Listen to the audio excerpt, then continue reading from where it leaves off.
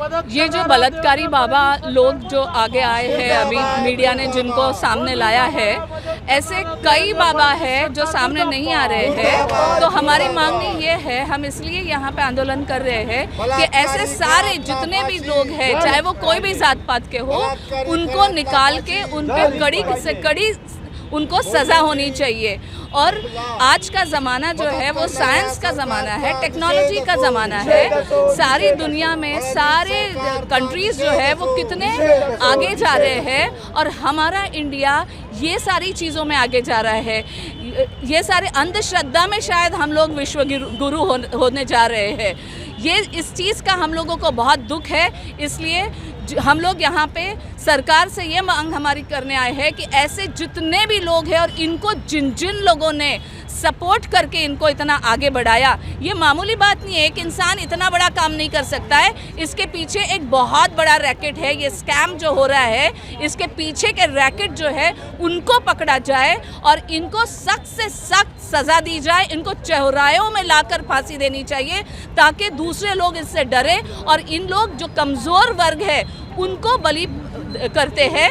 जो कमज़ोर वर्ग है हमारे समाज का वो है महिला लोग, जो घर में रहते हैं 24 घंटे, उनको कुछ पता नहीं रहता और उनको ये लोग इसको आमिष बता के अपने इसमें लेते हैं और फिर इन लोग धीरे धीरे वो ब्लैकमेल करते हैं। इसलिए वो खामोश रहते हैं और वो कुछ बताते नहीं हैं। तो ऐसे जो लोग हैं ये कुछ मामूली लोग नहीं है, इनके पीछे बहुत बड़ा एक हाथ है।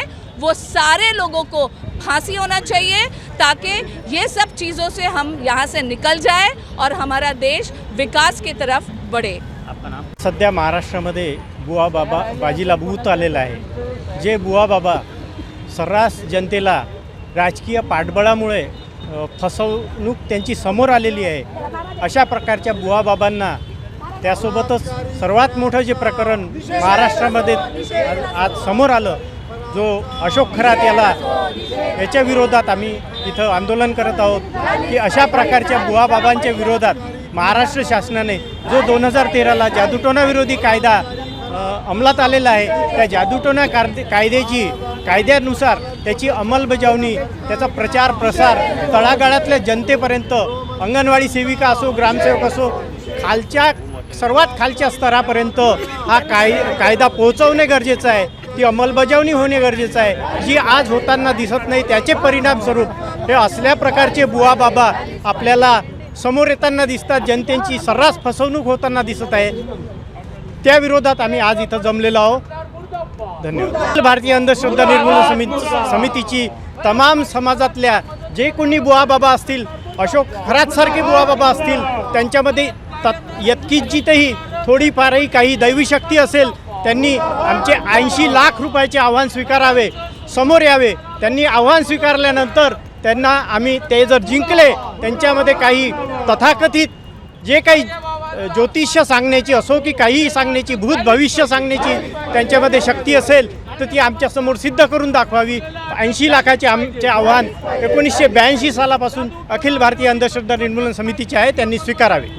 आंदोलन करण्यात येत आहे। जसं खरात प्रकरण तुम्हाला सगळ्यांना माहीतच आहे आणि गुले यांनी काय वक्तव्य केलेलं आहे गाडगे महाराज याच्याबद्दल। आणि खरात सारखे भोंदू बाबा जे जन्माला येतात ते आपल्या स्त्रियांमुळे येतात। माझं फक्त एवढंच म्हणणं आहे की सरकारने आणि आपल्या महिलांनी पुढं यावं आणि ह्या खरात सारख्या भोंदू बाबांना फाशीची शिक्षा द्यावी। कारण जे महिलांमध्ये भीतीचं वातावरण जे निर्माण बाबा लोक करतात आणि या भीतीच्या वातावरणामध्ये त्यांचा जो लैंगिक अत्याचार त्यांच्यावर जो केला जातो याचा निषेध म्हणून आम्ही इथं आलेलो आहे। आणि मला एकच म्हणायचं आहे, महिलांनी शिक्षित व्हावं, पुढं यावं आणि गाडगे महाराजांचे जे विचार आहे ह्या विचारावर आपण चालावं, म्हणजे जेणेकरून भोंदू बाबांच्या आपण नादी लागणार नाही, एवढं सांगू इच्छिते। आणि सर्वप्रथम तर घरातून सुरुवात झाली पाहिजे। महिलांना जसं मूल होत नाही आहे, खरात हा बाबा फक्त मूल होत नाही म्हणून प्रसिद्ध झाला होता, तर मूल का होत नाही याचं कारण फक्त बायाच नसतात, पुरुषसुद्धा हा असतो। त्यांच्यावर घरापासून जे दबाव टाकल्या जातात की बा मूल होत नाही आहे म्हणून तुला मी डिवोर्स देईल किंवा ह्या ज्या घटना घडतात याच्यामुळे हे भोंदू बाबांना जास्त काय म्हणतात त्याला बळ येऊन जातं। आणि अशा भोंदू बाबांचा जर निषेध करायचा असेल तर आपण महिलांनी सगळ्यांनी पुढं यावं। कुठल्याही भोंदू बाबांनी लेकरं होत नसतात किंवा त्यांना मूलबाळ होत नाही आणि अशा बाबांचा आम्ही खरोखरच सगळ्या महिलांनी निषेध केलाच पाहिजे। अमरावतीमध्ये आता मी बरेचसे भोंदूबाबा पकडलेले आहे. 2018मध्ये पण पकडला होता मी भोंदूबाबा.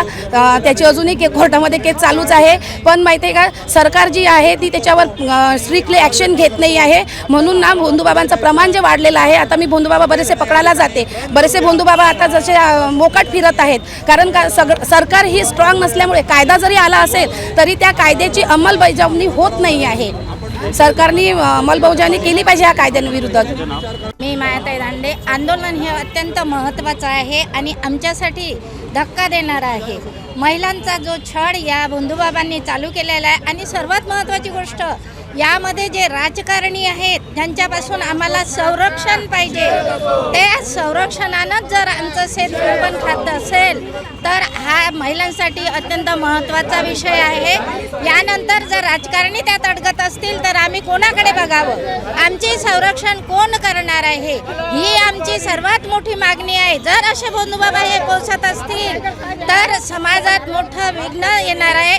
हे मात्र निश्चित आहे. फुले शाहू आंबेडकरांच्या या महाराष्ट्रामध्ये जर हे घडत असेल तर ही शरमेची बाब आहे आणि राजकारणी लोकांनी याचा विचार करावा. हेच यावेळी मी आवाहन करते आणि त्याला कठोर शिक्षा होऊन फाशीची शिक्षा झाली पाहिजे हेच सर्वांना सांगते.